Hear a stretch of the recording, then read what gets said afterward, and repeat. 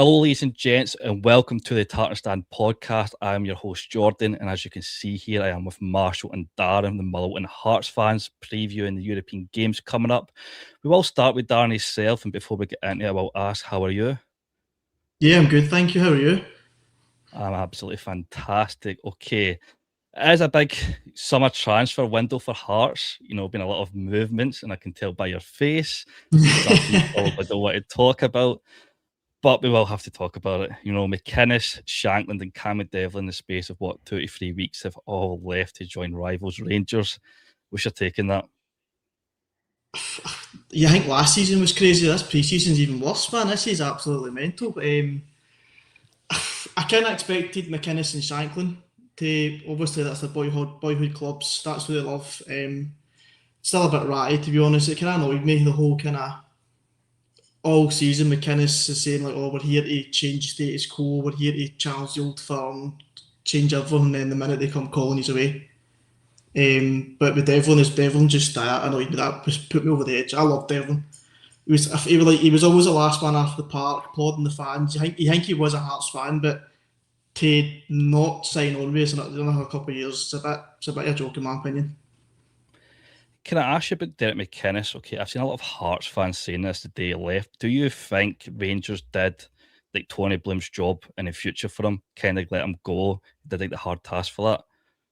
I would say so because McInnes, like, he's not going to take his any further. He was pretty much brought into the club to stable the ship because of how bad we were 2 years ago, finishing the bottom six in a relegation battle. He was brought in to stable the ship and get us back to being Hearts again, get Tynecastle back to an atmosphere where clubs don't like coming anymore.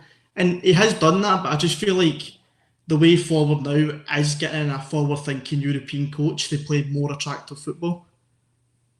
Yeah, I kind of thought that as well. I thought, Tony Bloom probably would have wanted that. I kind of read a bit of his background in Union St. John and actually sacked one of the legends just to hire someone else to take them further. And I actually think the legend actually got him to the first division. But anyway, talking about the squad, we've got a big game against Sturm Graz next week. Obviously, you're going to it. Would you prefer to go to Austria rather than Fenerbahce? Like, I know Turkey was the option. Do you think Sturm Graz is the best team to face out of Fenerbahce? Yeah, 100%. I think Stonegrass was the better of the two. Fenerbahce, I think they've got some good players. Like I think they know partly signing Martial or sort of big name or sort of. Can't remember who it was, but Oh, can't remember the they running signed name for literally it. everyone. I heard like Mason Greenwood was going there as well. So, but they were a good team, and I felt going to Istanbul with that kind of atmosphere probably had no chance. But with Stonegrass is probably the better of the two. I'm looking forward to it. I think I think Rangers are going for one of their midfielders. There's rumours going about there, and Chukwueze replacement. one of their main players is injured as well. So things are looking promising now. But I don't know how Hearts are going to play. I don't know where this squad's going to be. It's going to be weird getting used to because there's like we've signed 7 players already. There's going to be pretty much a whole new squad. Plus we've got a lot of players coming back for injury. So it's going to look totally new. I can't even predict how we're going to play or what we're going to do. Well, that's kind of my next question at the window. I was going to say, you look kind of old enough to remember Hearts 20 years ago against AK Athens. Do you think this Heart team is a wee bit more stabilised for Champions League football rather than 20 years ago? Are you still thinking it could be a nervous situation? It still will be nervous, but we are in a better position than we were 20 years ago because we're coming through the Mad Lad era. Like he was chopping, changing managers and players, and God knows what else was happening in that era. But that AEK Athens game, I think we were unlucky. I think we were 1-0 up, and then they scored 2 late goals in the home leg. So we were unlucky that night. But I feel like now we do in a better position. We've obviously got the better leadership with Tony Bloom and the CEO and stuff like that, and plus the new manager. He's I don't think he's really managed in Champions League or European football before, so we'll see how he handles it. But we're in a better position. I'm looking forward to it. That covers up to you, Marshall. Obviously, about squad, there has been a lot of rumours between Mull players, Just, Watt, Maswanisi, obviously lost Callum Ward to QPR, and maybe technically throw in Wilshere to Swansea City. Obviously, you're playing a team in the Faroe Islands, don't want to disrespect them having our Bolton flag, probably butchered that name, but they are 16 games into their season. Do you think there could be a slip up from Mull? It definitely could be a slip up. Obviously, if we do lose the big players, then we probably have less of a chance. But we have made new signings, and I've been trying to look at the pre-season highlights, see how they're getting on. Obviously, we've got a new striker, a new centre back. We're trying to build a foundation, but we need to keep the key players that we already had, or the foundation isn't going to be so much a foundation because they're used to the old system as well. And the new manager's new system will take a while to take effect. So it's really the fact of trying to balance that out and like get the teams the team sorted. So like new players and the older players that we've got and try and get them to mix together. But just gonna have to see what happens. To be fair, I've got a pal in work who's a Mull fan. He kind of said, don't get me wrong, he did lose 4-0, but I'm pretty sure it was a much different team of youngsters, etc., to the Danish champions. He does look like he's going to set up the style of play. I think he actually came through the Copenhagen like coaching ranks with Jens as well, so I don't know if that was a wee bit of a style of play from Jens to recommend them. How do you feel is he going to do as a Mull manager? Is there expectation because of Jens to play the same system and maybe still get top four and above again? There is going to be expectations, obviously, because we are going to expect a lot considering we got top four and we were making the big team struggle. Obviously, apparently we were apparently in a title race for about 2 weeks, but that didn't last long. So we were in a title race for 2 weeks, but I think if we trust him and back him and let him make the signings that he's obviously making just now, I think he might cause a big impact and then shake the big teams again. I'm actually going to ask you about that title race last season, right? I know it was only for 2 weeks, quote unquote, Marshall, but I'm going to make an assumption here. If Motherwell had an out and out striker, do you think you'd get at least a Champions League spot? If we had an out and out striker like we used to have, obviously, we used to have Louis Moult back in the 2015 season. Obviously, he scored the goal against Rangers in the semi final. Obviously, you can't forget. I grew up when that happened. I was a wee boy, so we had an out and out striker then, and he scored goals for us. We did have Tony Watt, obviously. I think that was last season or the season before, but he didn't really make much an impact. So I think the new striker that we signed just now, he's quite a bigger striker, 5'11", I think. So I think he might bag the goals because he played well in his other league before he came to us. So I think he could be that out and out striker that we're looking for. I was actually going to ask you about Willy Vogt. He obviously was in the second division of Switzerland. It actually kind of tore it up 11 goals and 7 assists for a team that was getting battered left, right, and centre. Do you think the players that are getting brought in with the recruitment style from Motherwell, do you think you're in safe hands if you do lose, like the likes of Just, etc.? Don't get me wrong, that's going to be a massive loss. You're not going to replace him with a better player instantly, but do you think you could get someone from a cheap auction and get maybe that level of calibre of Just, or do you think it's just impossible to do? It depends where we look, to be honest, because if we get like maybe a League One player, a Championship player, obviously Amafata from Dundee United when he was on loan, that would be a great signing if we got rid of Maswanisi or Just, because he's quick on the left, he knows what he's doing, so and he knows the league, so I think that would be a good signing if we were to lose one of the players. With midfielders, if we lose Watt, I've no idea what we're going to do. Best midfielder in the league last season. And if we lose him to Rangers or Celtic, it will hurt more than getting a stab in the chest. To be fair, I actually think it is rumoured to go to Turkey. I don't know how truthful that is because we all know the Turkey links is not very truthful. But go on to that. The Heart squad, they have made lots of signings. Like you said, 7. I think is it Renard or Renewed that got it from a free transfer. He kind of looks decent. I think he got a go against Livingston in a pre-season friendly. Over the games you've watched in the friendlies, do you feel confident with the new manager, or do you think again is there going to be that expectation with Hearts with Tony Bloom that we must go again? Yeah, I was at the game against Livingston Friday night there. Kind of mixed, kind of first team players in it, but I thought Renaud absolutely stole it. I think he is a good replacement for obviously like Cammy Devlin.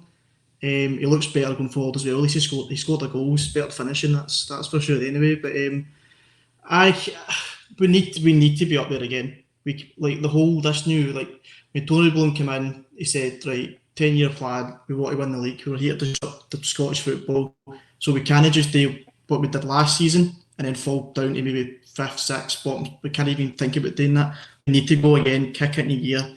Hopefully the players that we've signed are as good quality. Plus, obviously you still get like Khalil Braga up there. He's if he stays, that's the main thing. No, a massive if. I'm pretty sure.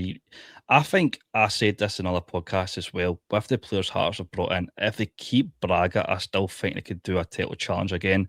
I know that's a big, massive if, but if you look at Rangers and Celtic, as of now, Rangers have brought in leaders, maybe not better players apart from Shankland and the goalkeeper from Hull. Then you've got Celtic, they've only made one signing. Don't get me wrong, Karabag player Duran, he looks quality, but again, they could be losing a lot of players. So I feel that Hearts is like a massive gift for them that the two clubs are still not really getting their act together as of yet.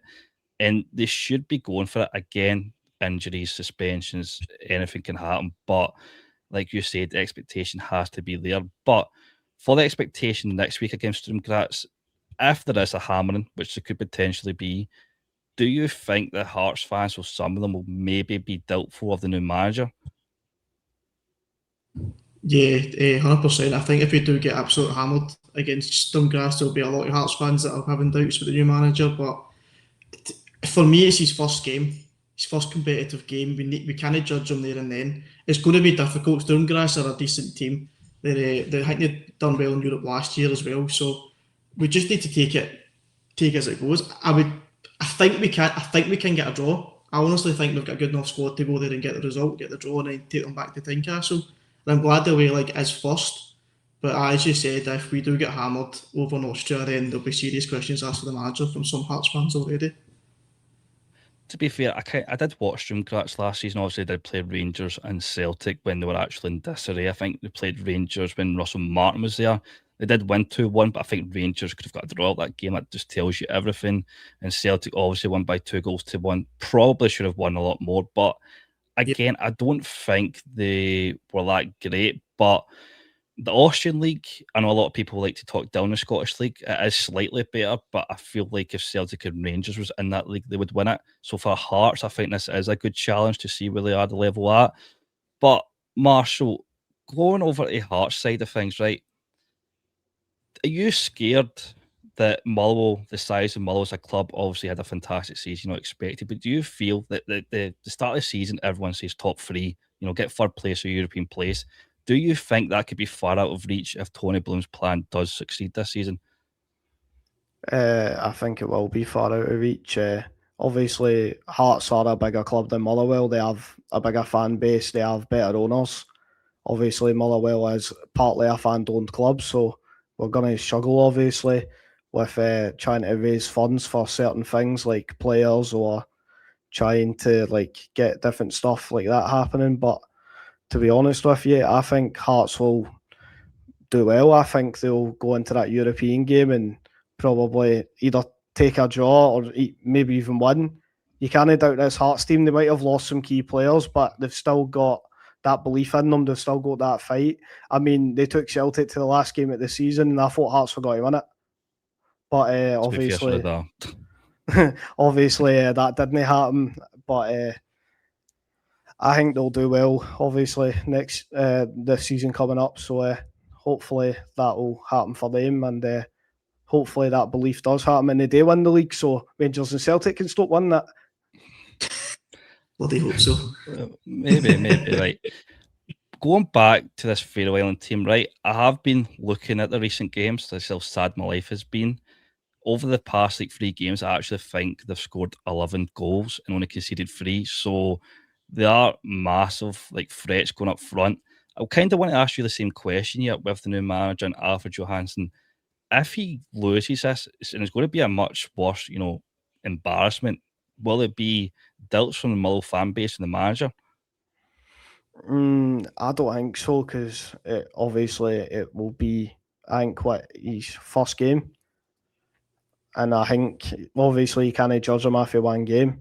He needs the players to get used to the system. He needs to get the new signings acquainted with the other players. I think what he's better off doing is probably just trying to focus not on the goals that they've been scoring, but the goals that they've been conceding, and try and look at how we can break down that team, and hopefully we can beat them. But if recent form says anything, obviously we got battered 4-0, but we obviously played a good bit of youngsters in that game. So, and we've also got St Johnstone in our friendly as well. So if we get beat off St Johnstone, I think it's wraps. To be fair, he did play Genk recently. I think it was in the weekend, and he's lost 3-2. But from the clips I've seen, it does look like the movement and the pressing and the style of play still there. Obviously, Genk are no mugs in Belgium, so don't get me wrong, it was a loss. You can never praise a loss, but the effort's there. But with that expectation, obviously, there's not going to be any doubts. It's going to be a hard season, but the Mull kind of reminds me this season of the Ange Postecoglou from Celtic. He's going to have lots of players leaving. They need to bring them in if it has system. You know, we already named 4 or 5 at the start, potentially more. If Motherwell finish 7th, but you can still see similarities of the play, would you still be in favour of keeping the guy? Or do you think this is where you want to be now after you've seen it with Jens? But let's be honest, he's had the Stuart Kettlewells before. That was dreadful. Oh, don't even talk about I'm it. bringing it up. I'm bringing it up. No, don't do it. The most negative manager of all time. But, like, if you finish 7th below expectation, will there be doubts coming in then because of the massive mayhem? I feel like it's going to be hectic for Motherwell. You know, I think you're going to be seeing in Twitter ins and outs virtually within every 2 days. But if they both finish below that top 6, especially with the teams in the Scottish Premiership this season, you do have Hibs, Aberdeen, Falkirk, maybe Dundee United. It looks like they're getting that together. But if you can finish at that top 6, do you think there'll be doubts then? I don't think there'll be much doubts if we finish top 6. Even then, a 7th or 8th finish isn't that bad. But if we see a 9th or 10th, 11th or 12th, then we'll be having a lot of bad words to say about the manager. But no, I think we just need to give him time. If bad results they happen, they happen. But we're just going to have to focus on it one game at a time, as most managers do say, because they don't want to focus on the future, because managers are not very good at predicting results. I actually want a question to both of you. I'll start with you, Darren, first, right? Because there's no Celtic and Rangers fans in this call. There's been a lot of slack of Celtic and sometimes Rangers, which I think is just banter rival fans, that the coefficient isn't that great. Do you think that other clubs like yourself, Hearts, was it 2 years ago in the Conference League? I think they drew to like a Moldovan team and actually put them out. I'm the PTSD server guy. Like, do you feel like the likes of Hibs, albeit they actually did a wee bit of a decent qualifying campaign, just got put out last second against Lega Warsaw, but do you think like Hibs, Hearts and Aberdeen, even Kilmarnock losing to that Welsh team, do you think they're the downfall of the Scottish coefficient more than Celtic and Rangers? I wouldn't say that. I would probably say Rangers and Celtic should be winning these qualifying games with obviously the budget and the players they have, but the other teams they need to step up as well. There's so many times in the early rounds that we're getting knocked out of stupid teams. Like I remember Hearts 2 years ago got knocked out of some from Malta, Barcarcara or something like that. It was just it shouldn't be happening in this league. I think Motherwell was at Sligo Rovers or something like that. They get knocked out a few years ago, but a lot of the other teams should be stepping up and doing a lot better, because now we've lost that obviously automatic Champions League spot. The next few years, if we don't get it back up again, could go down even worse. When every team needs to go through 3-4 rounds of qualifying, so it isn't good enough. It's not good luck to our game either. So they do need to step up and hopefully get better results. Actually, going on about the Scotland coefficient, I still think we actually dropped down a place no matter what next season. So again, it's going to be slightly worse, but I think it's the league winner gets Champions League second qualifying round, second gets Conference League, unless the league winner gets the Scottish Cup and then they get Europa League. So it is going downhill. But Marshall, I'm going to put that question back to you. Do you think that other Scottish clubs in Europe need to step up too? Definitely. Obviously, Hibs got knocked out. It was a tight game, but to be fair, Hibs weren't even that bad last season. they played good football, but to get him, like, I don't know how to explain it the best way, but Rangers and Celtic, obviously, they do get some results in Europe, but the weird teams like Motherwell, Hibs, and teams like that, we just don't show up at Europe. It doesn't matter what team we have, what manager we have, we just don't show up. And it makes our team, well, no, makes our team, it makes the league embarrassing because everybody says, why the Scottish Premiership's this, the Scottish Premiership's that. And they're right. We can't prove that we're good sides if we can't prove it in Europe, which is the biggest stage in world football. Is that a mentality in our game? Because obviously, like you said, the Sligo Rovers don't disrespect. In fact, they're semi-professional. We should be beating them. You know, you've obviously lost, well, through the Moldovan side, lost to the Milton side, March lost to the Welsh Park team side. Is that a Scottish Premiership mentality, or is it just we're not actually that good? It's Put the that back to you, Scottish. Marshall. I think it's just It's the a- Scottish mentality. It's the Scottish mentality. Sorry. That's what it is. It's the Scottish mentality. We're We're just all happy to turn negative. up. That's it, innit? We don't want to compete. Just want to turn up. We just want to say hi. It's the same at the World Cup, the Euros. We're just there to have fun. But that's the thing with Scottish mentality. We just enjoy ourselves a bit too much, and we should actually focus more on what we're doing and the task at hand instead of focusing on partying and drinking too much.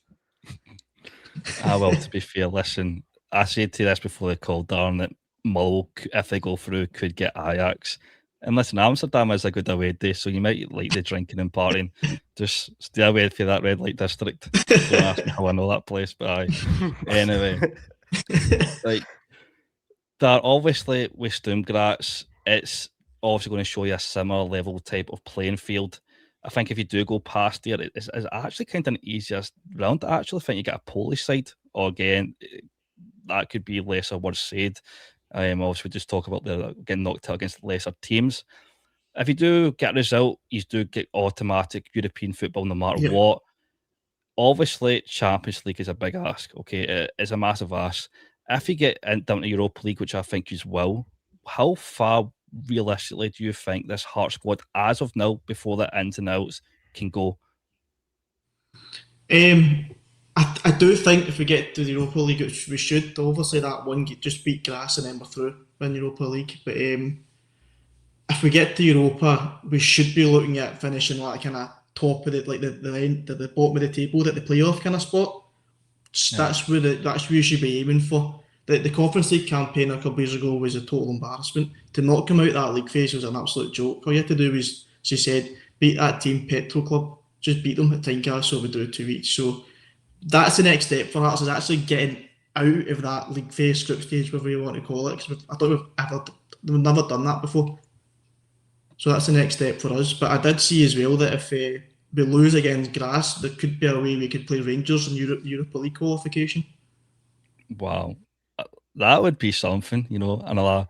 That's a rivalry that we need to speak about. Like, there obviously is this back and forth, right? But do you think because of these movements, I doubt Rangers, I think it's going to be like a Rangers and Aberdeen side. The Rangers fans say they don't really care, even though my brother's a Rangers fan and he absolutely hates Aberdeen, so I don't know how true that is.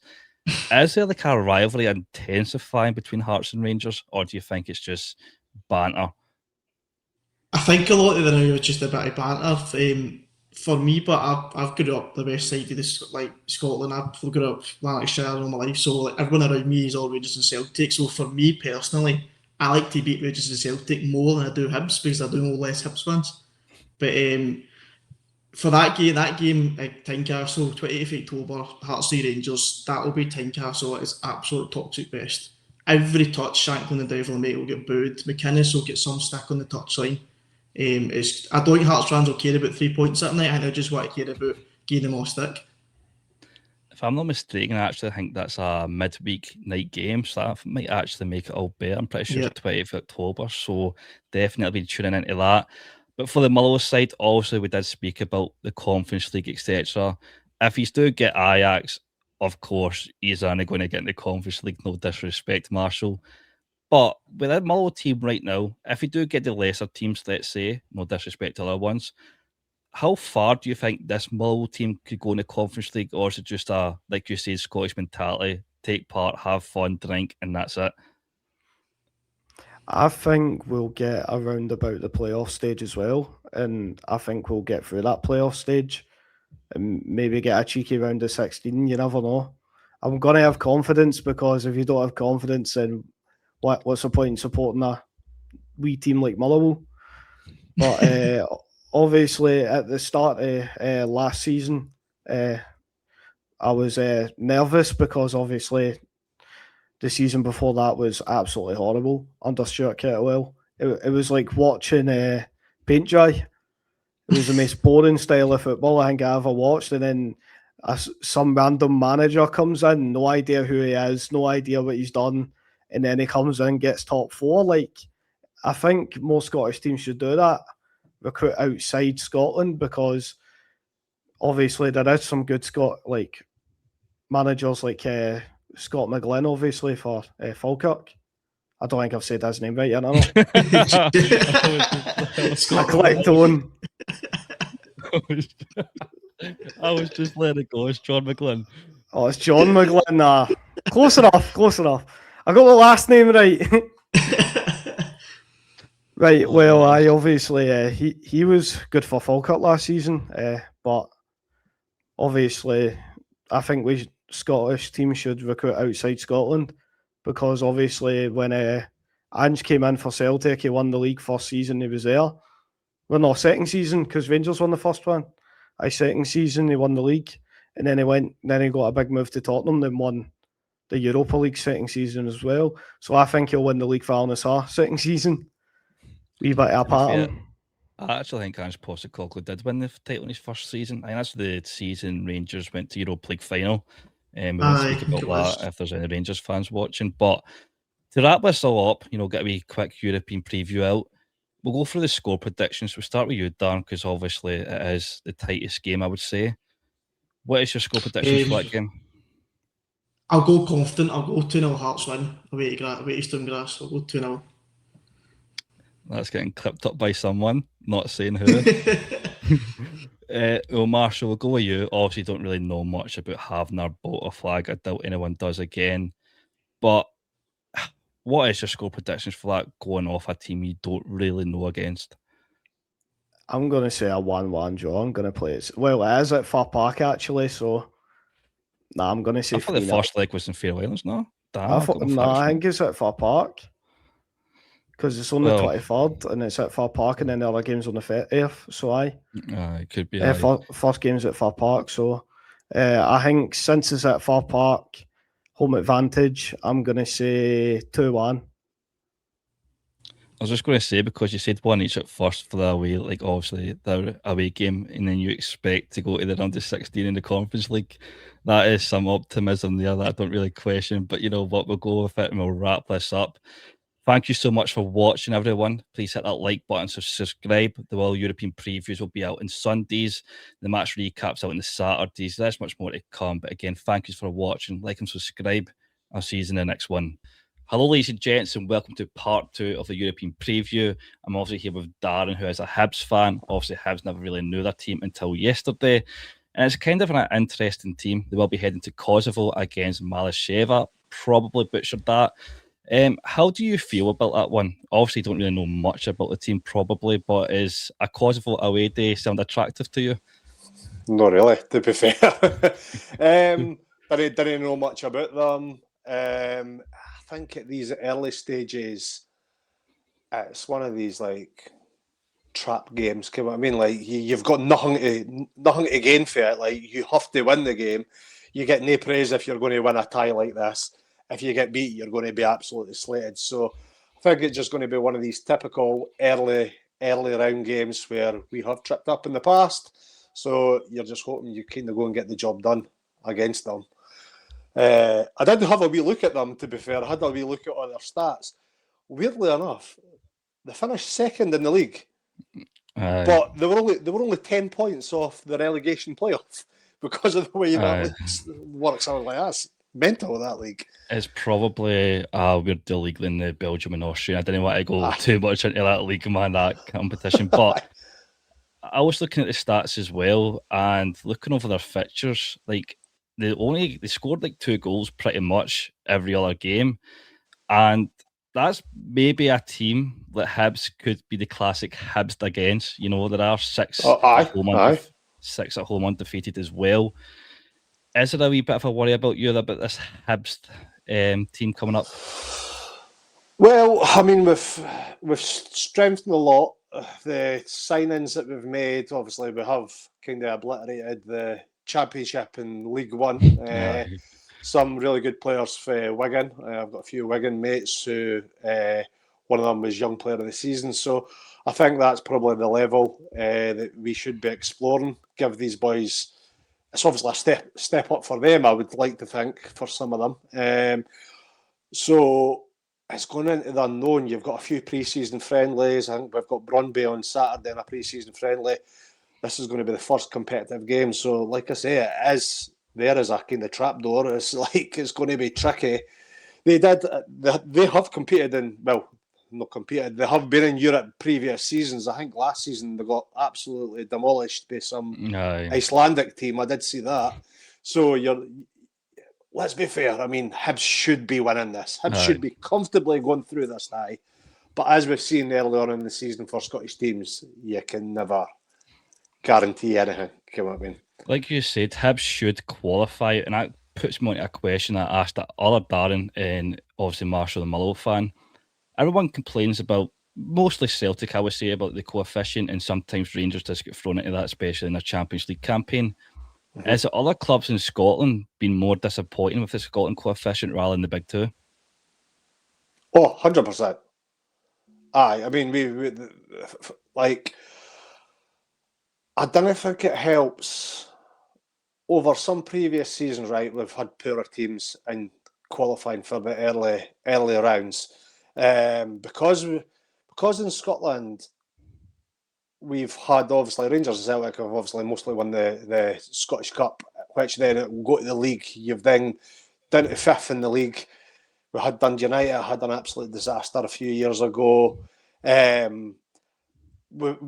It's so hard as well to get to the later stages. You really need to get to the group stages to actually build up that coefficient. It's going to be hard. I mean, I think, is it this season the new coefficient kind of kicks in? Or that makes it even more. It's going to be even harder. Which, by the way, it might actually work in our favour, because I think like second in the league will kind of go into the Conference League now. You'd imagine the Rangers or Celtic in the Conference League would win most of their games. So I think that's how it's built, that obviously the less places you get, you're maybe going to the lower competitions, gives you a chance to build the coefficient. But I think we've had the highs, and all us clubs like your Hibs, Dundee United, Motherwell and all that have probably benefited from the European runs that Celtic and especially probably Rangers in the past have went on.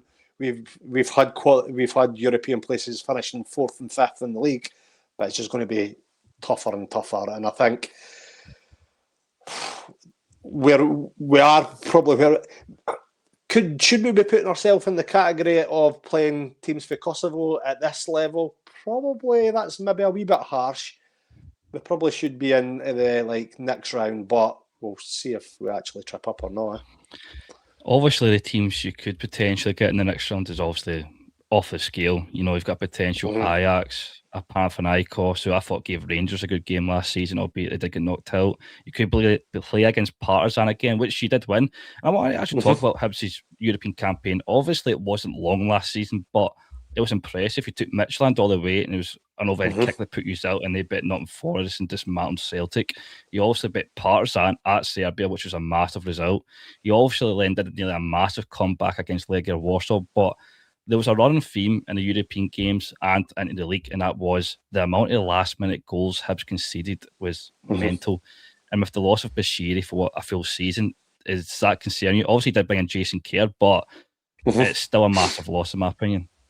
It is a massive loss because, I think Bashiri was excellent. I think yet last season was really his first season where he seemed to fit last season. I mean, obviously before that, we used to have a laugh at the mistakes that Bashiri used to make in previous seasons.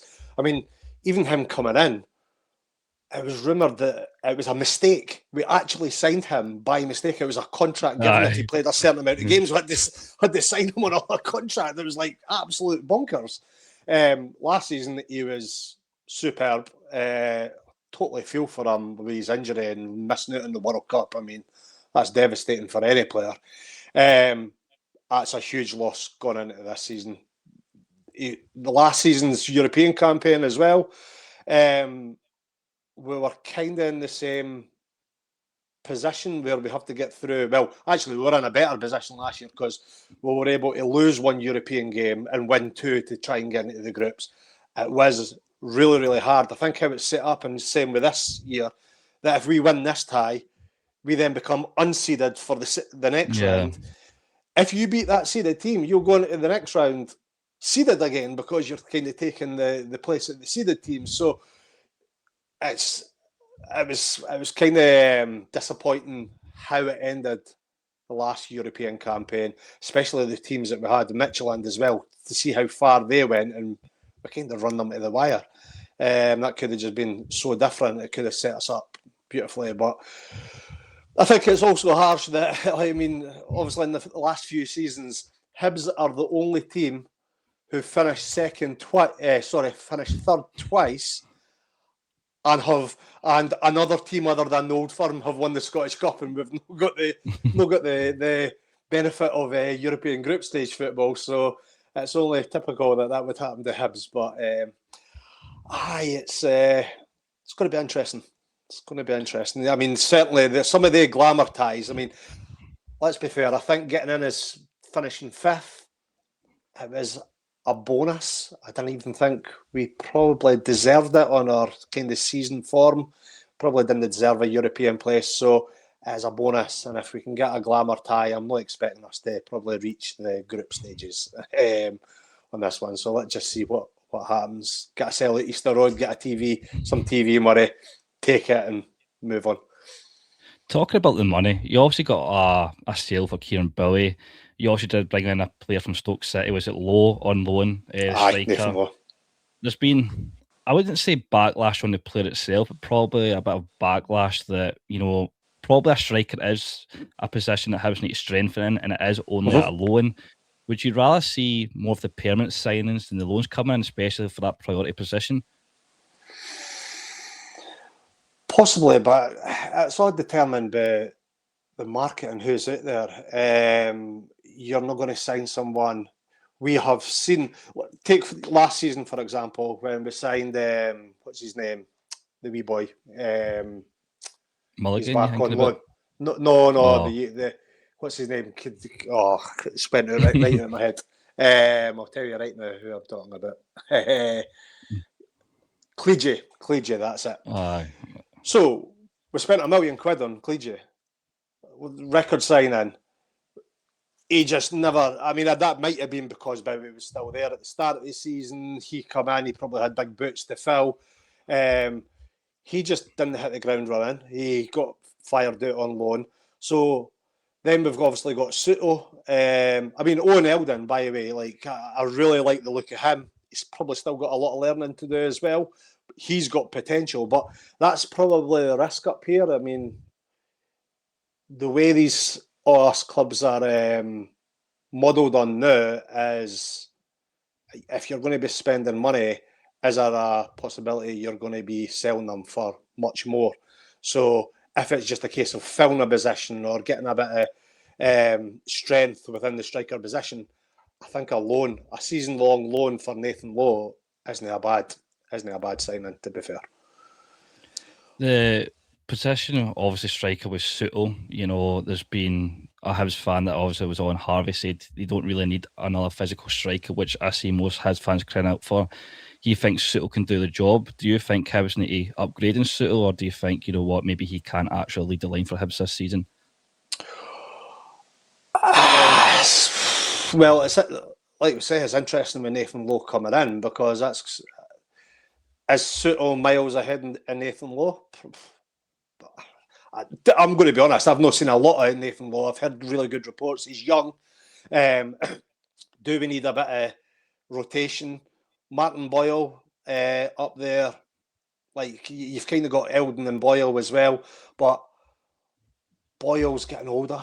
Boyle's, we've already seen it. Like at the end of last season, there was games he wasn't starting.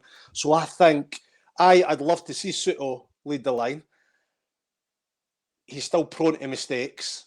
Depends how you set up as well. I don't think you can have Soto when you're playing one up front, as we've seen at the end of last season, especially the game against Hearts when we had two men sent Yeah, that off. was shocking. But He just looked disinterested. It was so he's not going to be a player who's going to put in the hard work. He's not going to do the running like Eldon and Boyle was going to do.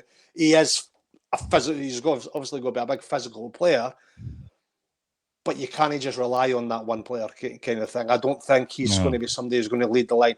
I also don't think it's David Gray's style to like have someone that he's going to like just leave up there for the whole season. He's maybe got his like 3 or 4 who's kind of like starters every week. You could see changes on quite a lot of positions, especially like how he uses his subs. He does need a squad. He'll like nearly every game you can see him making subs at like 60 minutes, 65 minutes. He works with a squad. That's where you're going to need somebody like another striker like Nathan Lowe coming in because of how he works. I think. Talking about the changes, like, is that not like a bad thing? Like, I know you're talking about Clegy. I remember watching, I think it was the second game, the Premier Sports Cup against Livingston. He did score a goal. He looked good in that. Again, people might say that is Livingston. But do you not feel like the lack of run of games? Because when I think it was Hibs against Dundee United, the next game was up after the Livingston game. It was a free draw. People were thinking, why is he not starting? Because I think Martin Boyle came back in. For a record signing, would you not give him that chance to go extra, especially if it is £1 million, which is a lot for Hibs? Do you know, like watching him at the start of last season, you couldn't fault his effort, right? You can absolutely see he was given everything. I don't know if there was something in the background that obviously he just wasn't quite settled. That's how it came across. It just kind of came across that he wasn't quite gelling in that team, in that formation that David Gray was playing. That goal against Livingston that you're talking about as well was a great goal. It was so promising, like at the start of last season. But I think he just didn't fit into that team. And again, at that time, you had Kieran Bowie, you had Martin Boyle. They'd just come on the back of obviously that European campaign, where obviously Bowie was like the goals that he scored in that year. It was so hard for him. Then what was happening was like David Gray was bringing him on with like 10 minutes at the end. How much a chance could somebody get? Like he would have really needed a run at the team. You were then risking giving him a run in the team and it failing. He's wee as well. You know what I mean? So you really needed. That was before Soto came in as well. By all means, would Soto and Clegy work together? Because then you've got the runner, you've got the target man, quite possibly. Just like Boyle and Bowie or Boyle and Eldon, Boyle and Soto work together, kind of thing. I don't know. It's going to be interesting because he played. He went to, who was it in the Danish? Randers. I think it was Randers. Aye. And he played. I think he was. He didn't even. He never did well in Denmark. Aye. I think he scored 1 goal. He scored 1 goal over there, and that's him out on loan. So they must have seen something in him. Like they're paying £1 million. I do quite believe if we'd got an offer to take I think he was top goal scorer in the Swiss League, was he not? Aye, before he come over, aye. But I do think if we'd got an offer at that time rather than a loan offer of saying we'll take him off your hands for £1 million, he probably would have been away. But talk he's about back, Martin so Boyle. Let's see. Talk about Martin Boyle. He obviously handed out a new contract. Do you think it's a good one to give out, especially with his age? I don't want to sound arrogant or ignorant here, but it feels like Hibs just kind of reacted with the last 2 months of the season with Martin Boyle rather than taking it into account as a whole. You know, it doesn't like obviously seen the expenses with Hibs coming out, and it was like a 12 million loss, but that wasn't including the Kieran Billy sale. You need to look at like the collegiates, like you said, it might have still failed, but you need to bring in the youngsters to get that fees like Celtic have done, you know. Maybe Owen Eldon will be the next big sale. Keeping Martin Boyle in, albeit he's plays for the badge, etc. But it doesn't feel like he's going to be a rotational player. It still feels like he's going to be a first team starter for me, my opinion, obviously. And that's where I feel like sometimes David Gray he picks his favourites rather than he's got his pals. He definitely has got his pals. Team. I mean, you've kind of got him. You've got like you can clearly see like boys like Josh Campbell and stuff like that are like his favourites. You can probably trust him. He knows he's not taking a risk with these boys. He knows what they can do. Play them. Do you know what was weird about that like 1 year contract? But when it was obviously kind of confirmed he was leaving. There was rumours about Aberdeen being interested in him. Aye. So then when you look at that and go, well, what the worst thing that's going to happen here is he's going to go to Aberdeen. He's going to come back and hunt us. Like, would I prefer him being at us for a further year and maybe do a bit of a job, or go to another SPFL like an SPL team? And come back and like so I don't think it's bad. He's probably taking a bit of wage cut to get that other year on his contract. He was obviously a high earner when he came back for obviously being away in the Middle East. He come back, he was a high earner. So it's probably not a big risk to give him another year on his contract and see what he wants to do after that. This will be definitely will be the last year of his contract. I can't see him staying after that. But like you're touching on the situation with strikers and who we're bringing in, and there's a loan deal there and stuff like that.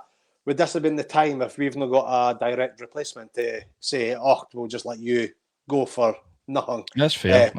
Possibly go to another SPL team. You know what I mean? So keep him there. We've got him there as a backup. I mean, you can never tell with Boyle. Boyle could have a great game, then he'll go like 5 games and he's just horrendous. And you're just thinking, why are we keeping him in the park? But he could just do something special like that. That's what's always stopped him from reaching. Like, I know Celtic and Rangers fans might say, oh, he's not at the level, right? But you look at Scott McDonald from Motherwell at Celtic, he was consistent and he could score like the big goals that Martin Boyle can score, but the consistency has always been his problem. But don't get me wrong, he still is a terrific player. But I want to speak about a player who might be leaving. There's been a lot of links to West Ham. There's been 2 midfielders being brought into Hibs, a boy from Wigan, obviously the guy for Leighton Orient.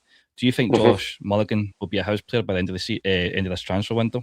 I hope so. I mean, he was outstanding last season.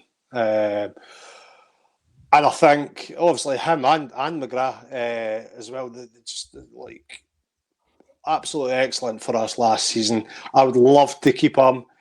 He's young, by the way. Again, every club up here is a selling club. Let's be absolutely honest. No. If you get a good offer for him, you have to let him go. If he has another great season, though, could we actually hold on and obviously get more for him? That's where you're kind of looking at it. But I mean, he's come out and said, I'm sure he come out and said in the last few weeks that he wants, like, he's not looking at anything. But that's what you always hear. You know what I mean? Every player says that. That's what comes out before it. Then overnight they're off down the road, kind of thing. I mean, our midfield is probably our strongest area. Definitely. I mean, Chaiwa as well, there's been a lot of rumours with him. Like, this rumour's been going on for about 6 months about Celtic. Like, him going on I think I've seen a good source from Celtic. Apparently, Hibs has put a 7 million price tag on Chaiwa, which is, I think it's only 7 million because it's Celtic. See, if it was like a championship side, I think it'd be 4.5 million. But that's Hibs' own right. It's his player. They can list any player they want. That's bonkers. I genuinely didn't think he's been all right. Right, he's an all right player. Like my personal opinion, I didn't think he stood out as one of a £7 million player. They obviously see something in him, and especially if other clubs are sniffing around, then they obviously see something in him as well, whether they'll fit into whatever like tactics like certain managers will have, how they're thinking. Possibly that's where he'll fit in, but I just can't see it. Like, you get 7 million for Josh Mulligan before you get 7 million for China. Aye, That's my definitely. view anyway. He did have a good game against Celtic at Celtic Park in February or March when Hibs won at Celtic Park. That was the game that really only stood out to me. But like you said, is he a £7 million player? Maybe, if you can bank on getting profit in the future. But again, that's obviously a big, massive if. But again, I want to touch upon last season for Hibs. You know, obviously, a lot of fans were a bit disappointed. Obviously, did get that European place. You said it was a wee bit undeserved, and maybe rightly so. I think Falkirk's going into the last 6 running was abysmal. Maybe that gave Hibs the breathing space. Was it a disastrous season, or is Hibs fans taking into account the season that Hearts had?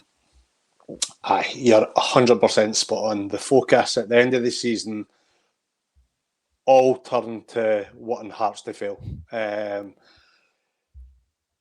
Let's be fair, we've not had 2 top 6 finishes in a row for about, I'm sure it was about 15 years. So we've now done that. Davy Gray has finished 3rd and 5th, 2 years running. That is not a failure. Last season I think it turned out there was only 3 teams in the league that improved on the previous season, and that was Hearts, Motherwell and Hibs. Only 3 teams that improved or had a higher points total at the end of the season. We had a higher points total when we finished 5th. We had a very strange season, like probably a rare season last year where Motherwell were excellent. That's probably that. Well, that's going to have changed now because of him leaving. I mean, he was a standout manager. Hearts had an excellent season. That's changed now. They're going to have to start again. They've lost a lot of the players. Personally, I think it will go back to the status quo. Rangers and Celtic at the top at the top now, and a battle for the rest. So to take that into consideration, and we still finished comfortably in 5th and still got a European place, it's not a bad season. But if you then look at everything around it, it was a very, very painful season. And I think that's probably what made it feel worse than what it was. And especially the first half of the season, there was so much nearlies for Hibs, so much draws that we could have won, so much like losses that could have easily been a draw. There's so much last-minute goals, so much. I mean, there was that, especially the first half of the season, where I think we'd lost so many goals in the last 5 minutes of each half. No.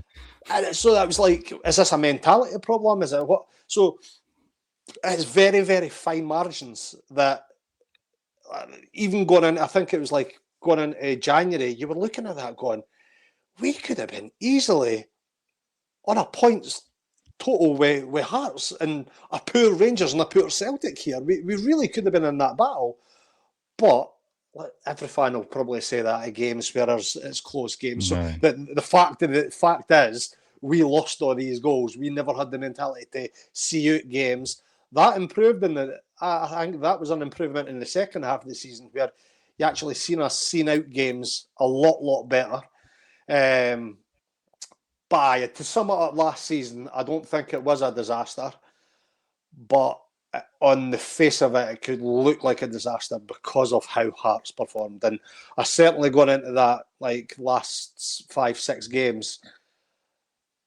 I'm not ashamed to say it, I was probably more focused on what was happening across the road rather than Hibs games, because you're like, well, wow, we're going for this 4th or 5th. Every bit of energy was on Hearts not winning the league. So, it was a strange season overall. Strange one. Obviously, going to see more negativity than positivity, right? But on Twitter or X, whatever you want to call it these days, there was a lot of fans calling for David Gray to get sacked. And obviously, you said first time in 15 years, back-to-back top 6 finishes. Obviously, highest points total last season, even though 2 years beforehand you got 3rd place after a miraculous turnaround. Do you think that's just a reactionary feeling, or is those comments, don't get me wrong, every fan's obviously entitled to their opinion. Do you think those comments are justified, or again, is the Hearts season taking into account of those fans' reactions? 100% the Hearts season was taken into it, because I think you've got, especially on X, right? You've got a handful of Hibs fans that before you go on the app, if Hibs have had a bad result, they're shouting for David Gray to be sacked. When Hibs go on have good results, they didn't say a word. No. You see it all the time. It's just the same people all the time wanting them sacked.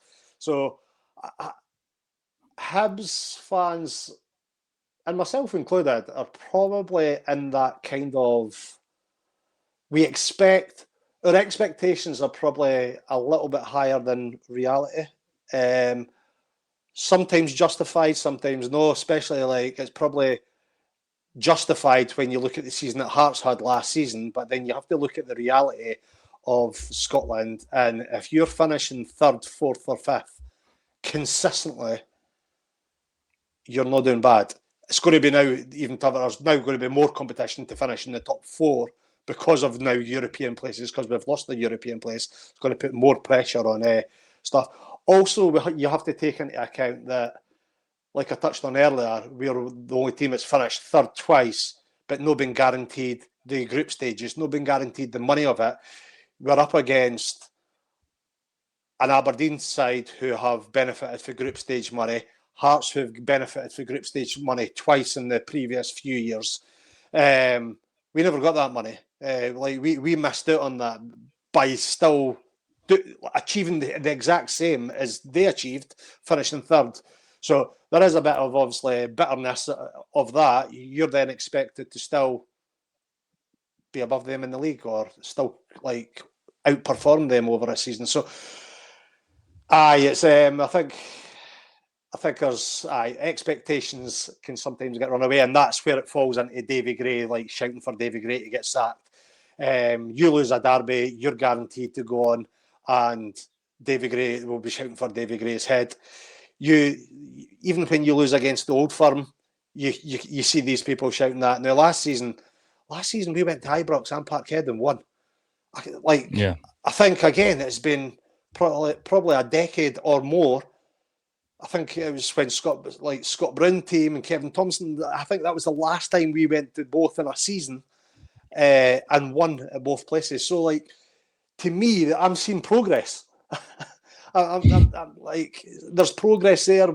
Our board, we've got a pretty sound board where there is funds there. They're just not spending silly money. They're pretty kind of being sensible with it. I would like to now see progress in Hibs at least finish in the top four this season. You're going to have depending on obviously what happens in Europe, you're going to still have a strong Hearts. Although they are kind of starting again, you're still going to have a strong Hearts. They've got a great chance of getting European, group stage football again. More money comes with that. Realistically, we should be finishing in the top four this season. Anything above that is a bonus. You say the Hibs fans' expectations could be slightly higher, but is that not the downfall in the board? Because let's be honest, Glasgow, big city, Edinburgh, big city, those teams should be top four every single time. Obviously, Celtic and Rangers is far advanced in financial. So when the likes of Motherwell is finishing above you, the likes of the multiple relegations over the past, 2 decades with Hibs is criminal as well. Do you think the board has just been very mismanaged in Hibs in the space of they should be doing better? We have over the past, if you look over the past 10 years, especially when, obviously after the Cup win in 2016, Stubbs was great, great vibe about the club. That was the chance you had probably the biggest engagement with our fan base ever. The season after we won the Cup, the crowds were incredible. We're still in the Championship at that time. You then came up. Then since then, it just seemed to, the amount of managers, the amount of mistakes that was made, the amount of players that was signed that just weren't good enough. It's until Gordon came in, started steadying the ship. Obviously, he sadly passed away. Then you've got a transition to his family then taking over, trying to find their feet. they have put lots of money into the club.